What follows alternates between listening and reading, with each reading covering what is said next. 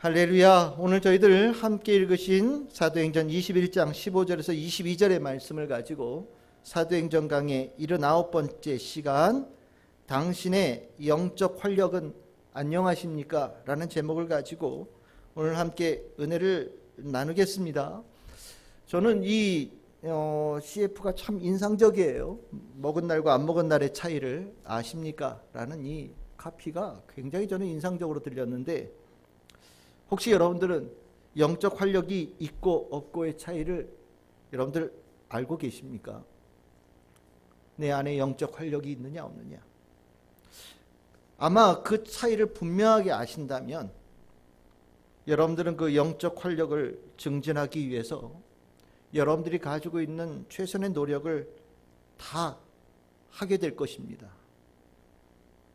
영적 활력은 참 평상시에도 너무나도 중요하지만 가장 빛이 날 때는 우리의 육과 마음이 모두 제 힘을 발휘하지 못할 때가 바로 영적 활력이 더 귀하게 여겨지는 때입니다.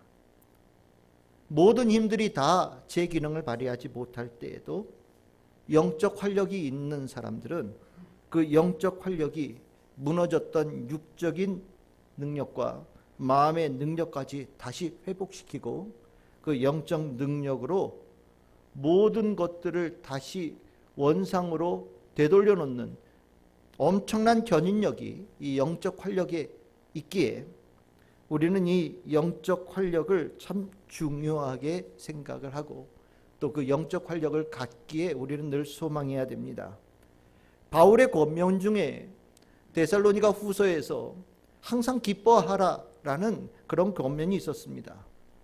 언제나 24시간 기뻐하는 것 과연 가능할까라고 궁금해하겠지만, 여기서 이 기뻐하라고 하는 것은 그냥 막연하게 그냥 실실 웃고 그냥 노래 부르고 그렇게 지내라는 이야기가 아닙니다. 여기에 기뻐하라는 것은 분명한 뭔가의 대상과 관계성 속에서 기뻐하는 것을 이야기하는 거거든요. 만일 육적이고 심적인 상태에서 이 기뻐하라고 하는 이 바울의 권면을 우리가 이루려고 한다면 아마 얼마 가지 않아서 불가능한 일이야 라고 느껴질 겁니다. 하지만 분명한 것은 영적인 활력이 충만하다면 가능합니다. 이 영적 이 기쁨의 근원은 그리스도와의 관계성에서 비롯되어진 것이고, 이 영적 활력 또한 그리스도로 인한 것이고, 그 활력이 부활의 능력으로 우리들의 삶에 임하기에 영적 활력이 있는 사람들은 항상 기뻐하라라고 하는 이 말이 정말 실현 불가능한 이야기가 아니라 가능하다, 이 불가능한 것이 내 삶에 이루어진다라는 것을 체험하면서 더욱 이 영적 활력에 대해서 내 마음속에 깊은 소망을 가지고 살아가는 자가 되어집니다. 그래서 분명하게 얘기할 수 있는 것은 영적 활력이 있는 사람들은 삶의 질이 우수해집니다. 삶의 질이 높아집니다. 삶의 질을 높이기 위해서 무엇이 중요하냐라고 얘기할 때 여건들, 여러 가지 경제력들, 여러 가지 관계에 관한 부분을 얘기할지 모르겠지만, 영적 활력이 없다면 삶의 질은 절대로 높아질 수 없습니다. 또 반대로 얘기한다면 삶의 질을 우리가 저해받을 때가 언제입니까? 어렵고 힘든 일이 있을 때, 고난이 있을 때 급속도로 우리들의 삶의 질은 무너지고 저하되어지는 것을 경험하게 되어집니다. 하지만 영적 활력이 유지되어지는 사람은 고난과 어려움 속에서도 그 영적 활력이 어려운 것들을 다시 회복시키는 능력을 가지고 있어서 그 어려운 일로 인하여서 삶의 질이 훼손되어지지 않고 삶을 살아가는 힘도 잃어버리지 않는 은혜를 받게 되어집니다. 오늘 읽었던 본문의 이 바울의 모습은요, 한마디로 얘기한다면 영적 활력이 엄청나게 충만한 사람이었습니다. 바울에게는 그 누구에게도 없는 영적 활력이 충만하게 있는 하나님께서 함께 하시는 사람이었습니다. 당시의 초대교회가 얼마나 어려웠습니까? 유대인들에게 핍박받고 이방인들에게 멸시받으면서 가는 곳들마다 보호받지 못하는 상황 속에서 복음을 전해야 되는 때가 바로 초대교회였고 초대교회 그리스도인들이었습니다. 그런데 이 영적 활력이 충만한 바울이 가는 곳들마다 그 어렵고 힘들 곳들마다 다시 일어나고 부흥의 역사가 일어나고 회복의 역사가 일어나고 하나님의 나라가 이루어지는 큰 일이 이루어졌잖아요. 그 어려운 때에 바울이 가졌던 영적 활력은 그 시대에 가장 힘들고 어려운 때에 더 빛이 나고 더 귀하게 여겨져야 되는 것이 영적 활력이라는 것을 보여주는 중요한 증거가 되어졌다고 생각을 합니다. 오늘 이 본문에 바울이 가졌던 영적 활력이 엄청난 능력을 가졌다라는 것을, 그가 어떤 영적 활력이 있었다라는 증거가 두 가지의 사실 속에서 나타나게 되어지는데, 첫 번째에 보여지는 모습은 바울과 함께하고자 하는 이들이 늘어났다라는 겁니다. 바울이 고난이 예정되어졌다라는 이야기가 계속해서 쏟아집니다. 실은 바울의 복음을 전하는 여정 속에 고난은 늘 언제나 그냥 세트처럼 붙어 있었던 일이었습니다. 근데 참 신기하게도 바울이 가는 곳들마다 고난이 일어난다면 다들 바울을 떠나고 바울을 미워하고 바울한테 전화 올까봐 걱정하고 그랬을 것 같은데, 의외로 바울에게는 함께하는 사람들이 계속해서 더 붙었어요.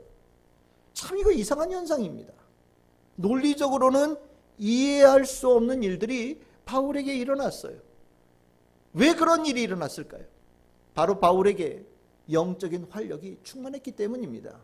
오늘 읽었던 본문 사도행전 21장 15절에서 16절에 보시면 가이사랴라고 하는 곳에서 떠나서 이제 목적지 예루살렘을 향해 갑니다.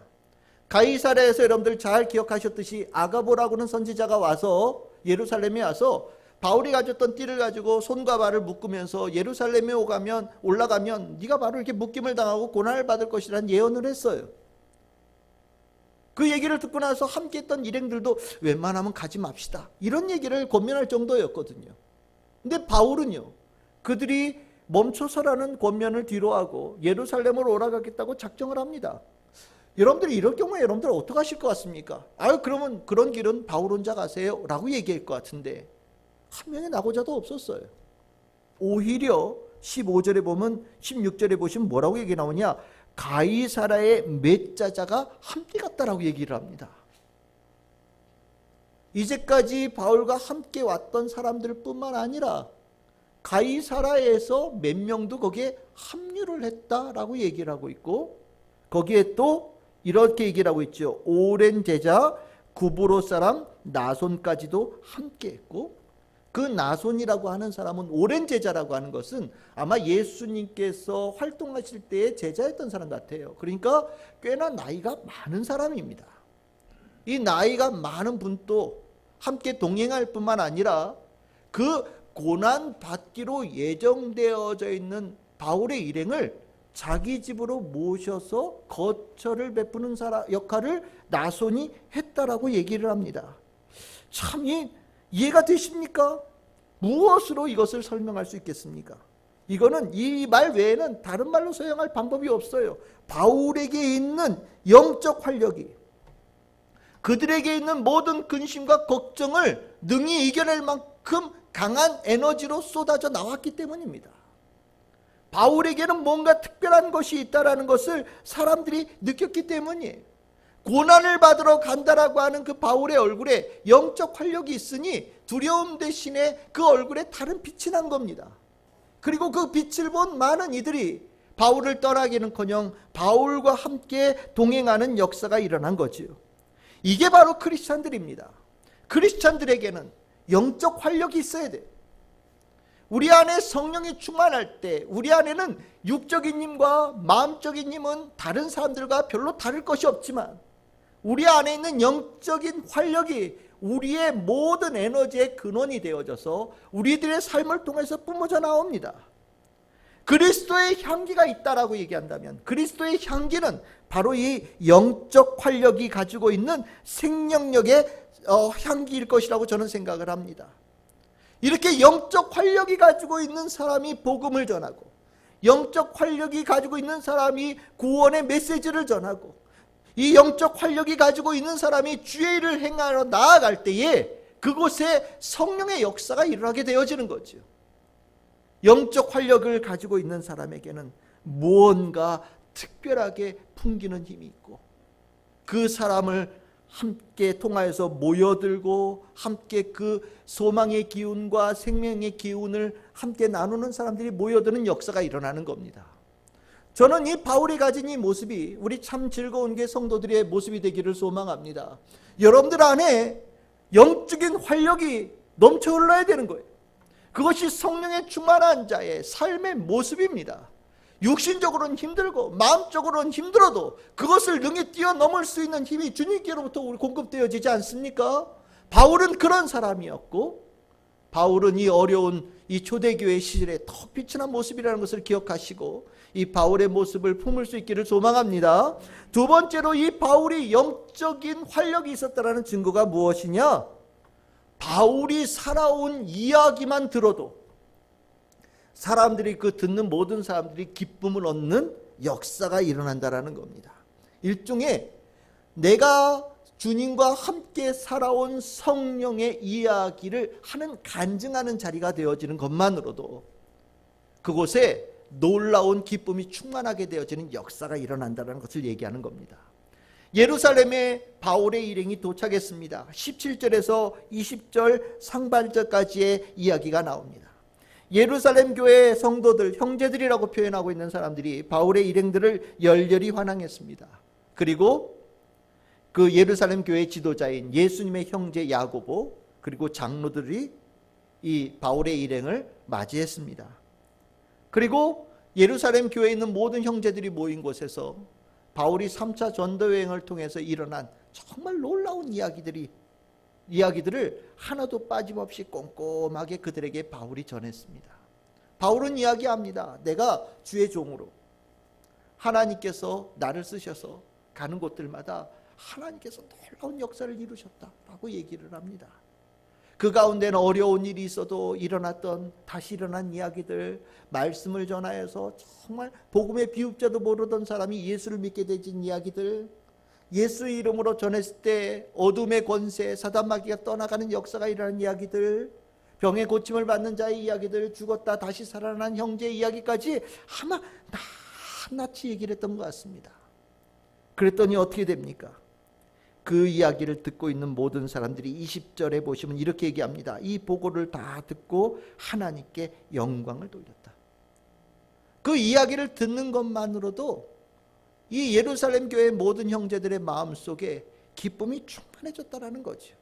그 기쁜 삶을 살아온 바울의 이야기를 듣는 것만으로도 함께한 모든 사람들이 바울과 동화되어져서 내가 마치 그 복음을 전하는 일에 동참했던 사람인 것처럼, 내가 마치 그 복음이 전해지는 현장에 있었던 사람인 것처럼 이 마음속에 성령의 폭발적인 힘을 경험하는 역사가 일어났다는 것을 이야기하고 있는 겁니다.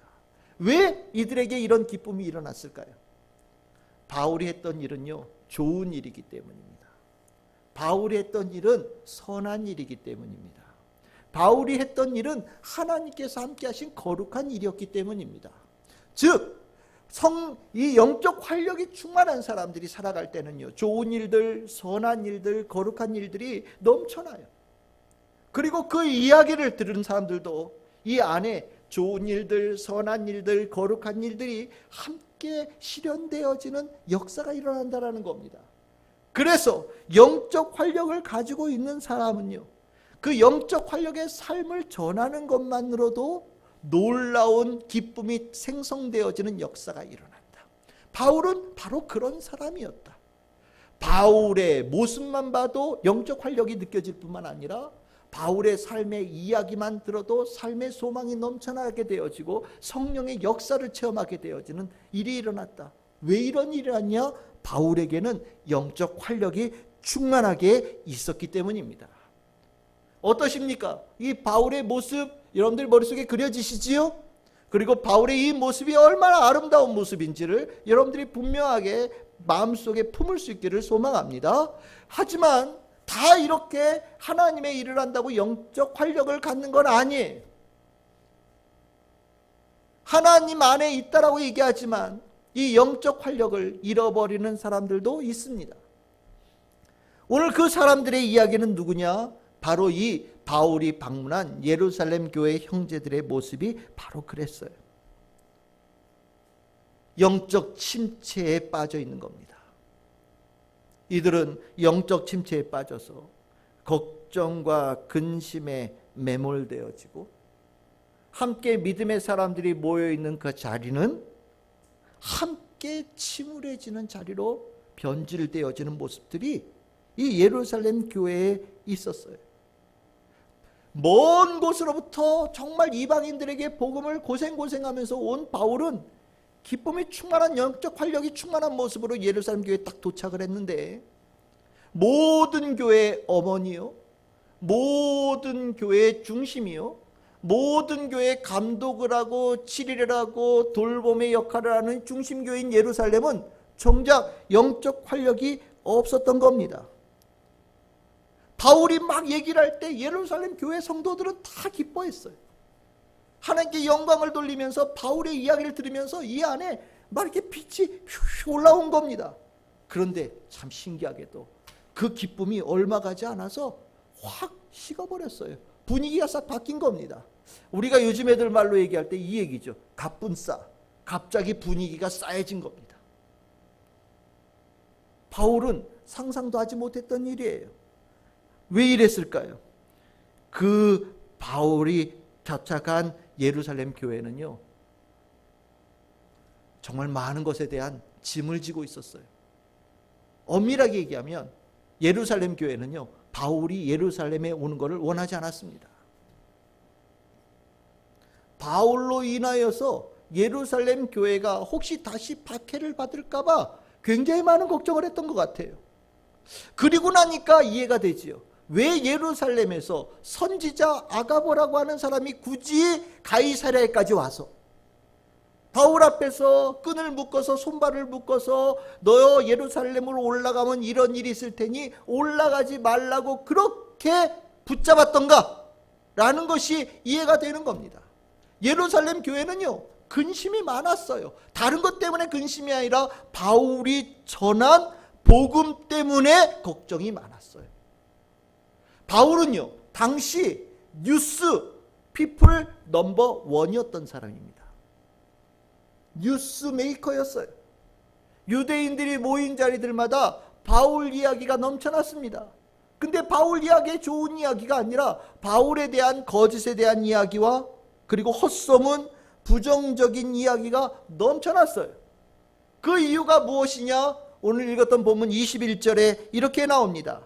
모세한테 하는 얘기입니다. 내가 이방에 있는 모든 유대인을 가르치되 모세를 배반하고 아들들에게 할례를 행하지 말고 또 관습을 지키지 말라 한 다음을 소문이 쫙 돌고 있다는 겁니다.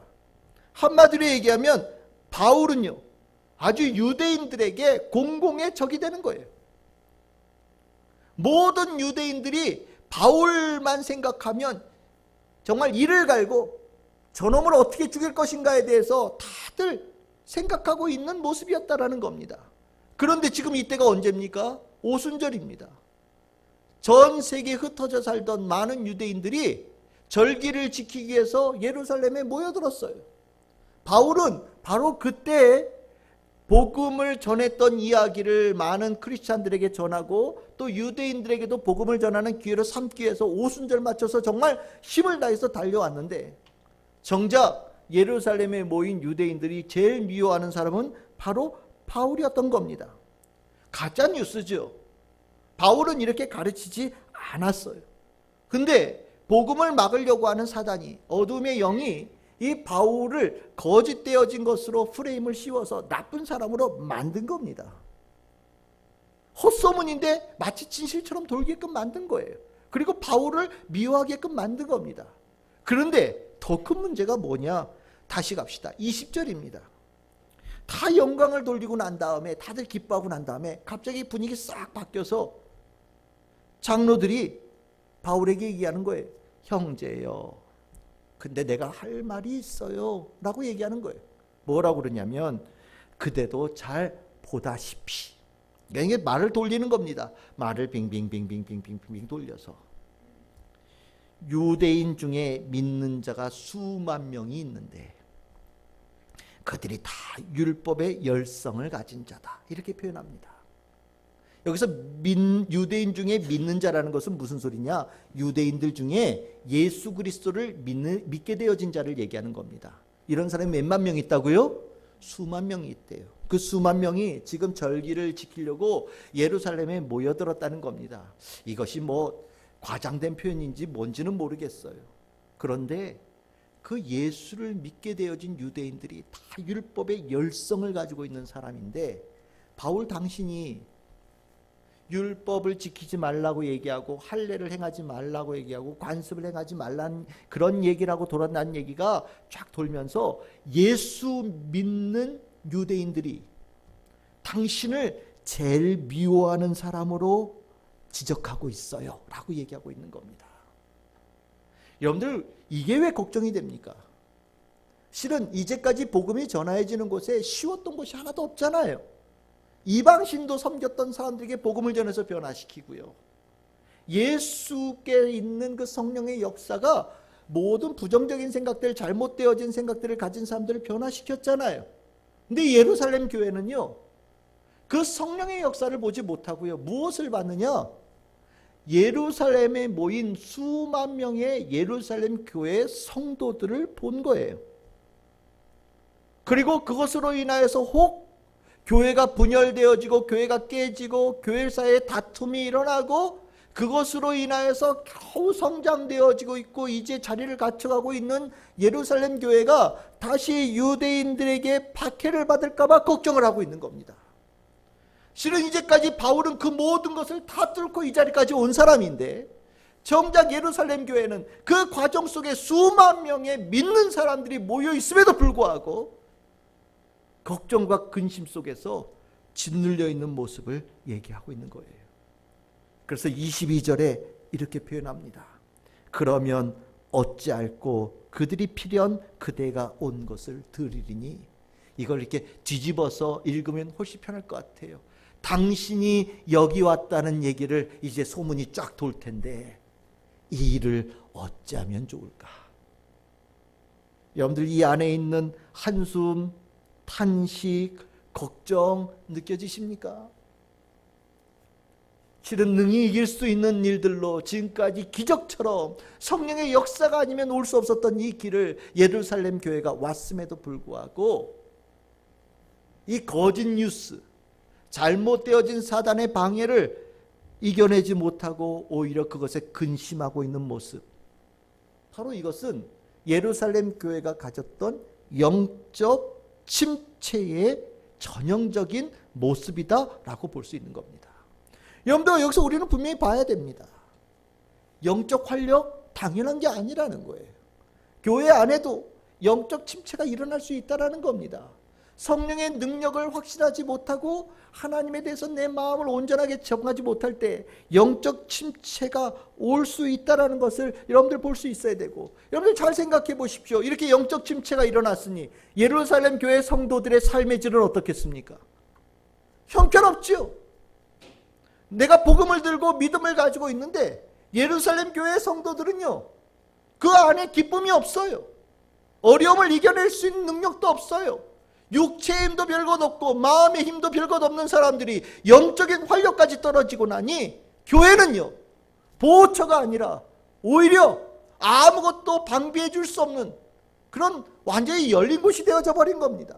불안함, 그 두려움, 아주 모든 것에 이 교회를 덮고 있게 되어진 것을 우리는 느끼게 볼 수 있습니다. 바로 이겁니다. 영적 침체가 일어날 때 삶의 질은 완전히 무너져요. 영적 침체가 일어날 때 우리가 믿음을 가지고 있다기 하지만 우리들은요, 완전히 광야 한가운데 아무 방비 없이 서 있는 무방비의 상태의 두려움과 불안함을 온몸으로 받을 수밖에 없는 삶이 되어진다는 겁니다. 우리는 여기서 분명히 기억해야 돼요. 여러분들의 삶은 어떤 자의 모습과 가까운지를 보실 수 있어야 됩니다. 여러분들은 영적 침체에 있는 사람 가운데 있는지 아니면 영적 활력 가운데 있는 사람인지 우리는 볼 수 있어야 됩니다. 우리는 또한 영적 침체보다는 당연히 영적인 활력이 충만한 사람의 모습을 꿈꾸고 그것을 소망할 수 있는 사람들이 되어져야 되죠. 그러면 우리 여기에 한 가지만 더 물어봅시다. 만약에 영적 침체에 들어갔을 때 이 영적 침체로부터 우리는 어떻게 벗어날 수 있을 것인가? 내가 바울처럼 영적 활력을 가지고 있는 사람이 되기를 원하는데 이 영적 활력을 가지려면 어떻게 되어야 될 것인가? 바울은 도대체 무엇이 있었길래 그 어려운 상황 속에서도 영적 활력이 터져나오는 사람이 되었는가? 우리는 궁금해지지요. 오늘 여기에 대해서 여러분들에게 세 가지를 말씀드리려고 합니다. 이 세 가지가 혹시 여러분들이 영적 침체, 영적 활력을 잃어버린 상태에 있는 성도들이라고 한다면 이 말씀을 들으시고 여러분들의 삶에 길을 찾을 수 있기를 소망합니다. 첫 번째로 얘기하는 것은 모든 영적 활력의 근원은요, 하나님의 사랑이라는 것을 꼭 기억하시기를 바랍니다. 다른 말로 표현하면 내가 영적 침체가 있을 때는 어떤 상태냐? 하나님께서 나를 사랑하신다는 걸 잊어버리고 있을 때예요. 내가 영적 활력을 다시 한번 회복하게 되어지는 경우는 무엇으로 시작되어지느냐? 하나님께서 나를 사랑하고 있다는 것을 확신하게 되어질 때 내 안에 영적인 활력이 일어나기 시작합니다. 여러분들 잘 생각해 보십시오. 사랑 외의 것으로, 하나님의 사랑 외의 것으로 영적 활력을 여러분들이 누릴 수 있다고 생각하는 것이 얼마나 어리석은 일인지 한번 여러분들 제가 하는 이야기를 잘 기억해 보시기를 바랍니다. 여러분들 기도해서 응답을 받았다고 칩시다. 그 응답이 어떤 하나의 사건으로 내가 받아들여진다면 여러분들 그 응답을 통해서 여러분들이 받는 영적인 활력은 며칠이나 갑니까? 여러분들이 말씀을 읽으면서 깨달음을 얻었다고 칩시다. 그 깨달음이 여러분들의 말씀, 내가 잘 모르고 있던 말씀을 이해하는 차원에서 끝났다고 한다면 여러분들이 그 말씀을 읽어서 이해되어진 그 감격이 도대체 며칠이나 갑니까? 누군가의 대화 속에서 하나님의 일을 일어나는 것을 아주 감명 깊게 들었다고 칩시다. 그런데 그것이 그냥 재미있고 감명 깊게 들은 이야기로 다른 사람의 이야기를 내가 단순하게 들은 것으로 쳤다면 여러분들이 그 들었던 복음의 이야기로 여러분들의 삶의 활력은 며칠이나 갈 것 같습니까? 실은 얼마 가지 않아요. 기도 응답이 있어도 하나님의 말씀을 내가 들어서 이해를 했음에도 불구하고 하나님께서 역사하신 이야기를 내가 같이 공유했음에도 불구하고 그 가운데 하나님의 사랑을 느끼지 못한다면 그 활력은요 얼마 가지 않아서 소멸되어집니다. 바로 이거예요. 하나님 말씀의 응답, 말씀, 대화, 나눔 가운데 우리가 반드시 초점을 가져야 될 것은 무엇이냐? 기억하십시오. 여러분들을 하나님께서 사랑하신다라는 신호라는 것을 여러분들 기억하시기를 바랍니다. 말씀을 읽어요. 나를 사랑하시는 거예요. 내 안에 기도의 응답이 있어요. 나를 사랑하심의 증거예요. 누군가와 이야기를 나누면서 하나님의 말씀을 나누었어요. 나를 사랑하심을 그 사람을 통해서 전해주는 겁니다. 그 하나님의 사랑을 내가 경험하게 되어질 때 내 삶의 활력은 넘쳐나게 되는 거예요. 이러고 나니 예수님께서 요한복음에서 제자들을 가르치시면서 수도 없이 썼던 단어가 여러분들 혹시 기억나십니까? 무엇입니까? 바로 사랑이에요. 사랑해 이야기를 계속해서 예수님께서는 마지막 남은 제자들과 함께하는 시간에 설교하시면서 계속해서 거듭해서 말씀하셨어요. 특별히 이 부분을 봅시다. 요한복음 15장 9절에서 12절입니다. 우리 같이 이 말씀을 한번 읽어보겠습니다. 시작. 아버지께서 나를 사랑하신 것 같이 나도 너희를 사랑하였으니 나의 사랑 안에 거하라. 내가 아버지의 계명을 지켜 그의 사랑 안에 거하는 것 같이 너희도 내 계명을 지키면 내 사랑 안에 거하리라. 내가 이것을 너희에게 이름은 내 기쁨이 너희 안에 있어 너희 기쁨을 충만하게 하려 함이라. 내 계명은 곧 내가 너희를 사랑한 것 같이 너희도 서로 사랑하라 하는 이것이니라. 아멘. 수도 없이 나오죠. 사랑. 그리고 이 사랑이 내 계명인데 이 사랑을 통해서 내가 너희에게 주고자 하는 게 뭐냐? 기쁨이다 이렇게 얘기합니다. 기쁨이 뭐라고 그랬습니까? 아까 영적 활력이에요. 사랑을 예수님께서 제자들에게 전해주셨어요. 하나님께서 너희들을 사랑하신다는 것을 마음에 품고 산다면 너희들 가운데 영원히 꺼지지 않는 기쁨의 불꽃이 타오를 것이다 라고 말씀하시는 겁니다. 즉 사랑이 영적 활력의 근원이에요. 그래서요, 예수님께서 요한복음에서 제자들을 위하여서 마지막으로 길게 기도하시거든요. 제자들을 축복하시면서, 성도들을 축복하시면서 17장에서 길게 기도를 하셔요. 근데 그 기도에도 역시 중간에 무슨 얘기가 나오냐? 이 사랑에 관한 간구가 나옵니다. 요한복음 17장 24절에서 26절입니다.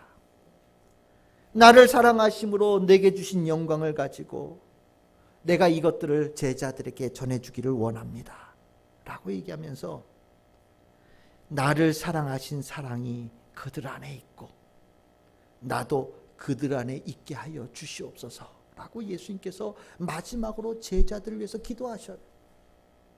내가 아버지께로부터 받은 그 사랑으로 내가 이 땅에서 하나님의 아들의 능력의 삶을 살았습니다. 이제 내가 받은 이 사랑을 제자들에게도 있기를 간절히 소망합니다. 제가 기도합니다. 아버지요, 저에게 주신 사랑을 이 제자들에게 주시옵소서. 그래서 이 사랑으로 이들도 영적인 힘, 능력, 활력을 가지고 어둡고 어두운 세상에 빛과 소금이 되어지는 사람으로 살아갈 수 있는 능력을 주시옵소서라고 기도하십니다. 영적 활력의 근원이 바로 사랑이기 때문에 일어납니다.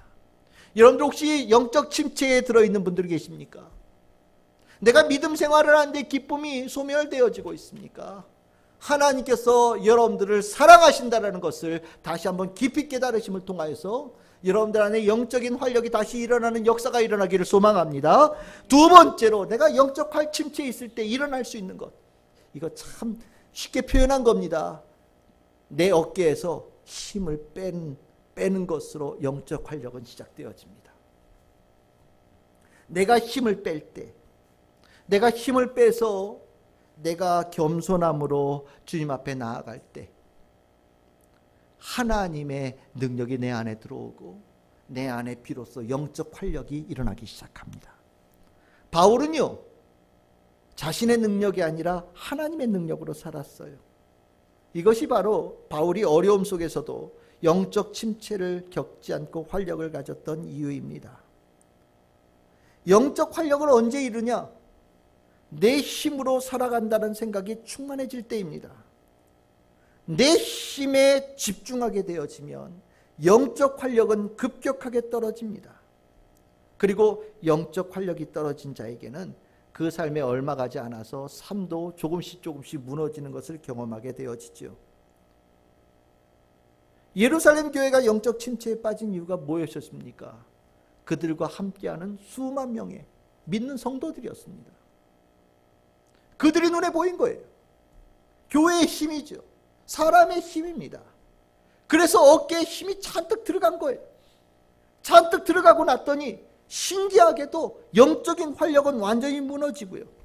영적인 활력이 무너질 때 수만 명이 모였는데 그 가운데 소망이 일어나지 않고 그 가운데 기쁨이 일어나지 않아요. 함께 모여서 함께 침울해지는 겁니다. 근데 바울은요, 달랐어요. 이 사람은요, 힘 빼는데 달인이었습니다. 인생을 살아가면서 자기 힘을 빼는데 능력을 가졌던 사람이에요. 도대체 이 바울이 힘 빼는 이 비법을 어디서 배웠을까? 바울이 고린도후서 12장 7절에 자기의 인생에 대한, 고린도후서가 자기의 자서전 같은 책이거든요. 여기에 자기에 대한 이야기를 하는데 이런 얘기를 씁니다. 여러 계시를 받은 것이 지극히 크므로 너무 자만하지 않게 하시려고 내 육체의 가시 곧 사단의 사자를 주셨으니 이는 나를 쳐서 너무 자만하지 않게 하려 하심이라 라고 얘기합니다.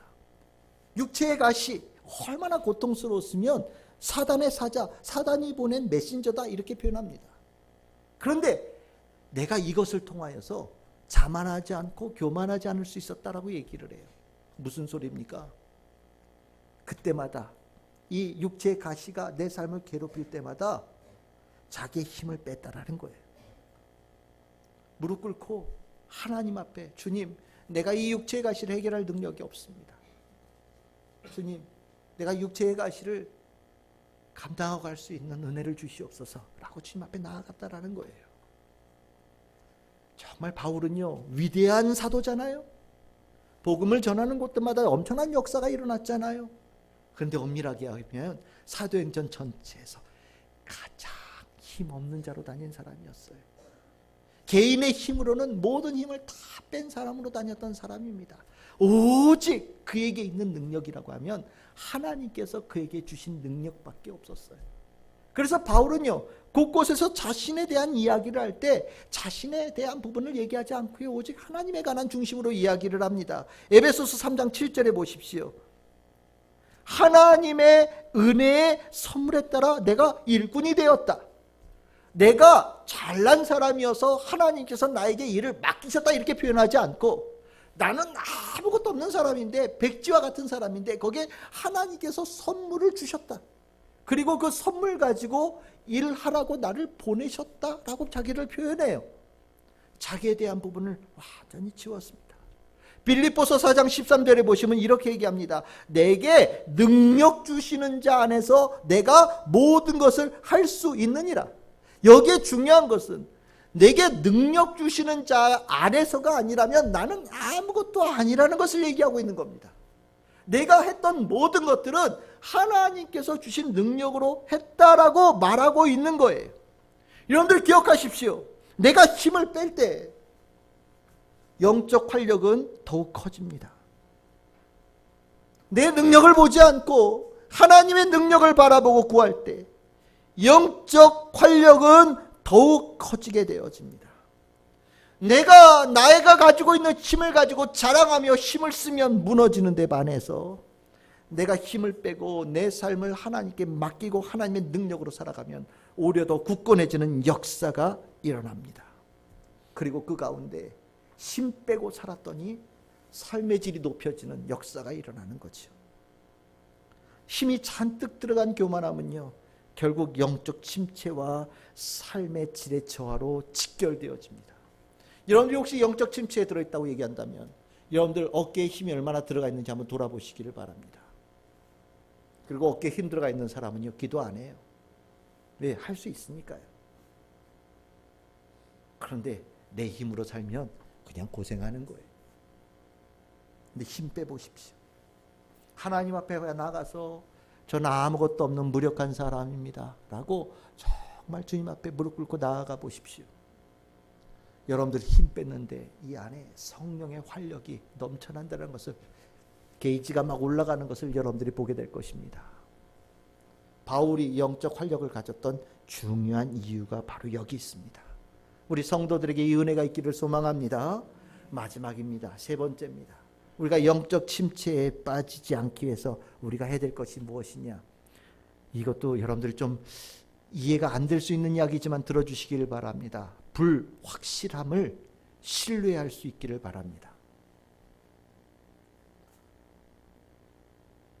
바울에게는요, 성령께서 인도하신다면 어떤 불확실함에 대해서도 두려워하지 않았습니다. 그리고 그 불확실함을 오히려 기대하고 소망하며 나아갔습니다. 그런데 그것이 바로 영적 활력의 비결이에요. 여러분들 불확실함을 신뢰한다는 말 이해할 수 있겠습니까? 사람들은요, 확실한 거 좋아해요. 그건 저도 매한가지입니다. 확실한 거, 이해되는 거 좋아합니다. 그래서 확실치 않은 것은 못 견뎌요. 확실하지 않은 것은 우리는 원해요. 무엇을요? 확실하게 만들고자 최선의 노력을 다합니다. 내가 가지고 있는 지혜, 내가 가지고 있는 이해, 내가 가지고 있는 통찰력, 모든 것을 다 동원해서 불확실한 모든 것들을 확실하게 만들고 그러고 나서 나아가기를 원해요. 여러분들, 인간의 탐욕이 똘똘똘 뭉쳐서 돌아가는 세상이 하나 있죠. 바로 주식세계입니다. 주식시장에서 제일 싫어하는 게 뭡니까? 망할 것 같은 거? 안 될 것 같은 거? 어려워질 것 같은 거? 아닙니다. 어려워지면 어려워지는 대로 돈 벌 수 있는 방법이 있어요. 근데 문제는요, 제일 싫어하는 거는 불확실성이에요. 불확실성이 있을 때는요, 못 견뎌해요. 수많은 사람들이 주식시장에 패닉을 느낍니다. 인간의 아주 전형적인 모습이고요. 매우 인간적인 모습이 확실성에 대한 추구예요. 확실성을 강조하며 살아가는 곳에는요, 신기하게도 영적인 활력이 사라지기 시작해요. 내가 확실해야 간다라고 생각하고 확실하게 만들기를 내 모든 것을 동원하고 그것에 대해서 목숨 거는 사람들은요, 엄밀하게 얘기하면 그 안에 영적인 활력은 1도 없다라고 생각하시면 됩니다. 모든 불확실한 것을 확실하게 만들어갈 수 있는데 거기에 뭐 하려고 기도하겠습니까? 확실치 않은 것을 확실하게 만들 수 있는 능력인데 거기에 무슨 믿음이라는 단어가 들어갈 곳이 있습니까? 오직 그곳에는 내가 이해한 것, 납득되어진 것, 내가 수용한 것밖에 남는 것이 없어요. 그런데 이 확실한 것, 성령님이 인도하시는데 확실한 것이 있습니까? 성령께서 바라보시는 그곳을 내가 같이 바라볼 수 있는 능력이 있습니까? 하나님의 넓이와 깊이를 내가 다 이해할 수 있는 부분이 있습니까? 확실성에 대해서 목숨 거는 사람들은요, 하나님께서 하시는 이 말씀 약속에 대해서 이것은 다 거짓말이야, 뻥이야, 이것은 단순하게 사람들을 속이는 속임수에 불과해 라고 이야기를 하면서 나는 그것이 확실해질 때까지 한 발짝도 움직이지 않을 거야 라고 결심합니다. 그런데 그런 사람들이 참 살기가 힘들고요, 특히 믿음을 가진 사람들에게는요, 엄청난 영적 침체가 무섭게 들어오기 시작합니다. 여러분들, 영적 활력은요, 아이러니하게도 불확실함이 있어요. 그 불확실함을 기대하며 나아가는 것에서 영적 활력은 역사합니다. 왜 그런 일이 할 수 있느냐? 불확실함에 집중되어지는 것이 아니라 불확실함을 약속하신 하나님, 불확실함으로 이끌어가신 성령님을 신뢰하는 모습이 있기 때문에 우리는 그것을 바라보고 나갈 수 있는 거지요. 그런데 성경에 믿음에 관한 이야기를 하는 사람들이 다 이런 사람들이에요. 아브라함이 왜 믿음의 아버지입니까? 왜 믿음의 조상이라고 얘기합니까? 불확실한 것을 하나님의 명령인기에 믿고 나아갔기 때문에 그를 믿음의 조상이라고 얘기한 거예요. 수많은 사람들이 애굽을 떠났습니다. 애굽을 떠나서 광야를 지나가는 동안 다 허락되지 않고 광야에서 다 소멸됐어요. 그런데 딱 두 사람 들어갔습니다. 딱 두 사람, 누굽니까? 여호수아하고 갈렙입니다. 여호수아하고 갈렙에게 있어 이 사람들이 갖춘 특별함이 무엇입니까? 바로 이거예요. 불확실함에 대해서 두려워하지 않았다라는 겁니다. 하나님을 신뢰하면서 하나님의 약속하신 인도하심을 끝까지 나아가겠다는 힘이 이들에게 있었다라는 거예요. 즉 수십만의 사람이 애굽에서 나왔지만 그 가운데 영적인 활력을 가졌던 백성은요, 모세를 제외하고 딱 이 사람 둘이었다라는 얘기죠. 영적 활력을 가진 사람이 얼마나 큰 은혜를 입게 되어지는 것을 우리는 알게 되어집니다. 여러분들, 불확실함은요, 나는 할 수 없지만 성령께서는 이루실 수 있는 세계예요. 나는 한 번도 경험해 보지 못했지만 성령께서 내가 그 불확실함을 신뢰하고 나아갈 때 내 안에 이제까지 알지 못했던 모든 불확실함의 그 불안함을 떨쳐버릴 수 있는 확신을 그 안에다 불어넣어 주기 시작하십니다. 우리는 이것을 믿음이라고 얘기를 합니다. 여러분들, 그 예수님에 대한 이야기를 할 때 예수님을 우리가 믿게 되어지는 것을 누구의 덕이라고 얘기를 하냐? 성령의 덕이라고 얘기를 하죠. 고린도전서 12장 3절입니다. 성령으로 하지 아니하고는 누구든지 예수를 주라고 하실 수 없다. 무슨 소리입니까? 예수님을 이해할 수 있어요. 예수님의 말씀이 무슨 말씀인지 내가 이해할 수 있어요. 하지만 예수를 내가 육체로 만나본 적도 없어요. 예수님께서 정말 하나님의 아들인지 내 눈으로 본 적이 없어요. 그런데 우리는 그 예수를 주라고 믿어야 된다라고 복음을 통해서 들었습니다. 이게 가능할까? 만나본 적도 없는데 그 예수, 내가 한 번도 본 적이 없는 실체, 그 불확실함을 내가 신뢰할 수 있을까? 내 이해 가지고는 안 되는데요, 주님께서 주시는 가르침이라고 믿고 그것을 신뢰하고 나아갈 때 내 안에서 성령이 역사하신다는 겁니다. 그래서 믿음은요, 신비가 있어요. 이해의 벽을 넘어가지 못하는 나에게 성령께서 역사하시면요, 이해되지 않는 것을 품을 수 있는, 이해되지 않는 것을 붙잡을 수 있는 이해되지 않는 것을 내가 체험할 수 있는 역사를 주셔요. 성령의 그 인도하심 속에 불확실함은 실현되어진 것으로 내가 알게 되어지게 되는 겁니다.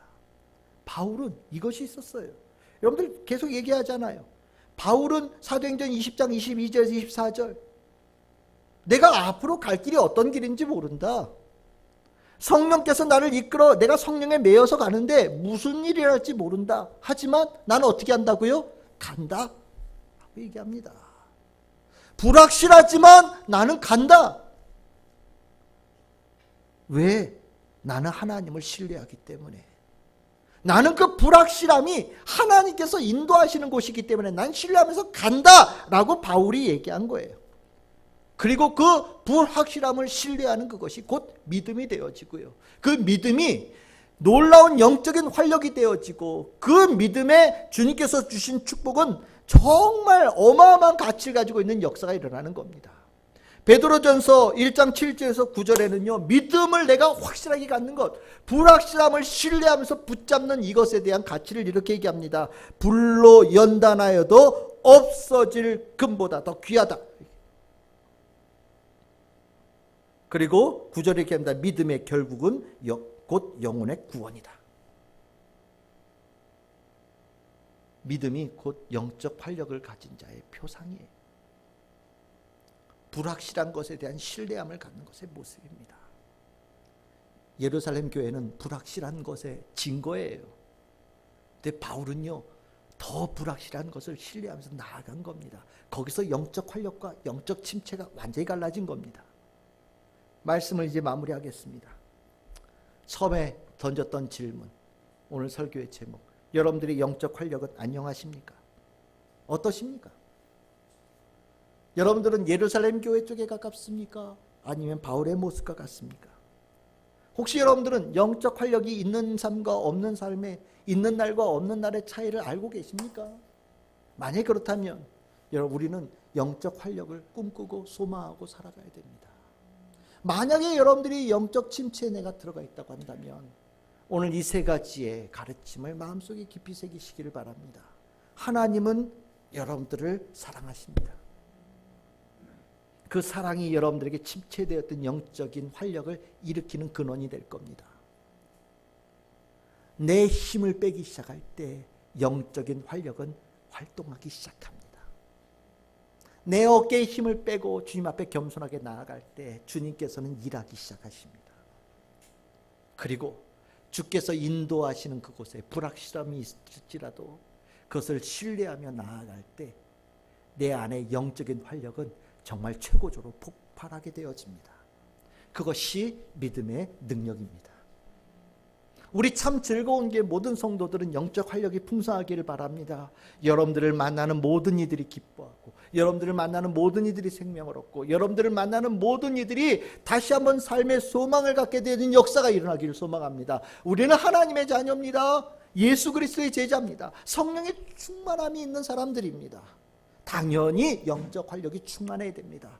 우리를 통하여서 일하시는 주님을 기대합니다. 영적 활력이 있는 우리 참 즐거운 게 모든 성도들은 참으로 멋진 인생이 될 줄 믿습니다.